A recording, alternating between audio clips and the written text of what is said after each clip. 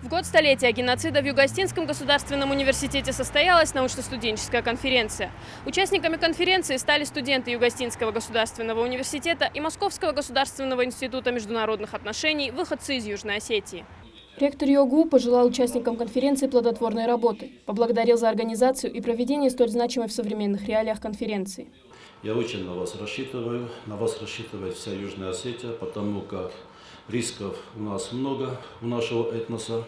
Я бы хотел, чтобы вы, получая образование, сделали все возможное, чтобы наша государственность, чтобы наша славная история, она была на слуху. Модератор конференции, председатель студенческого совета ЮОГУ Анна Кукоева ознакомила собравшихся с регламентом, ходом мероприятия, отметила, что идея проведения совместной конференции со студентами-выходцами из Южной Осетии принадлежит ректору ЮОГУ, который оказал всяческую помощь в ее организации.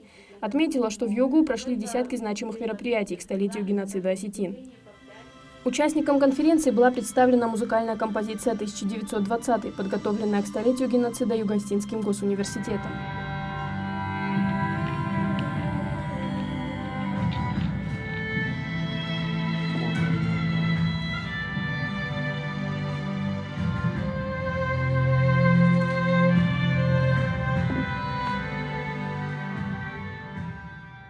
Знать и помнить все, что связано с нашим народом, наша прямая обязанность, и помочь нашим руководителям и нашему народу во всем, что в наших силах, чтобы мировое сообщество признало геноцид остинского народа со стороны Грузии. На конференции будут представлены доклады студентов ЮОГУ и студентов МГИМО. Просьба придерживаться всех регламентов. На научно-студенческую конференцию было вынесено 5 докладов. Председатель Аланского землячества МГИМО Амага Засеева в своем докладе подчеркнула, что преступления Грузии в отношении осетин неоспоримы. Геноцид южных осетин 1920 года – это масштабное международное преступление, совершенное руководством Грузии с целью уничтожения целой этнической группы. По общепринятым международным нормам истребление отдельных групп населения по расовым, национальным, этническим или религиозным признакам считается одним из тягчайших преступлений против человечества и квалифицируется как геноцид. Студентка 3-го курса специальности «История международных отношений» Анна Медоева охватила и события 1989 года, представив доклад на тему «23 ноября 1989 года в воспоминаниях очевидцев». За 3/4 одного столетия трижды 18-20, 89-92, 4-8 годы Южные Осетины стали жертвами геноцида со стороны грузинских правителей. Мы не только сумели противостоять агрессору, но и приступили к строительству своей государственности. Все это проявление высочайшего народного духа, свидетельство стойкости и бесстрашия народа, в невероятно тяжелых условиях с уверенностью прокладывающего путь в свое будущее. Студентка 2-го курса МГИМО Кристина Цхавребова в своем докладе охватила все исторические периоды, когда грузинские каратели особо жестоко истребляли юго-остинское население. Антиосетинская политика Грузии формировалась не один день, не один год, а на протяжении 100 лет и больше. И на каждом этапе этой истории Грузия постоянно находила какие-то возможности для проведения геноцидной политики против осетин.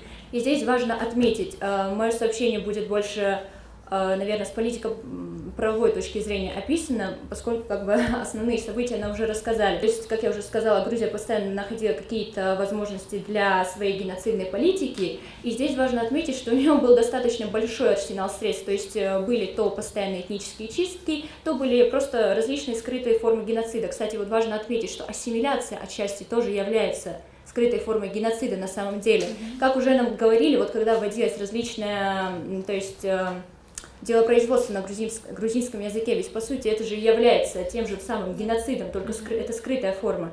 Значит, в целом же война Грузии против Южной Осетии, то есть я не говорю с 89 по 92, а давайте возьмем сразу с 89 по 2008 год, она вся является проявлением именно сути грузинской политики по отношению к осетинскому народу, то есть к нам.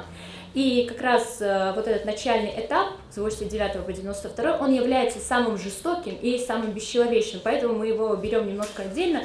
И сегодня я дам такую небольшую характеристику этому периоду. Фашизм, везде, где он приходит к власти, разрушает все. Грузия, начиная войну с Южной Осетией, начинала всегда с фальсификации истории. Начала свое выступление студентка 3-го курса специальности «История международных отношений» Сюзанна Засеева. Осетинский народ непоколебим в единении. Мы выдержали, мы доказали, что мы не сломлены, что можем бороться и постоять за себя, что непоколебим дух гордых осетин на земле наших великих предков. Страницы истории надо помнить четко и делать из них выводы, считает студентка 2-го курса специальности юриспруденция Лана Кочиева, рассказав, как вновь грузинские отряды повторили геноцид осетин и в 2008 году. Я, наверное, затрону непосредственно тему 2008 года. Это уже теперь воспоминания наших земляков о, так скажем, зверствах Грузии. Доклады вызвали живое обсуждение. Мнения были едины. Молодежь обязана говорить на всех площадках о бесчинствах Грузии против осетинского народа, чтобы мировое сообщество признало факт геноцида малочисленного, гордого, несломленного народа осетин.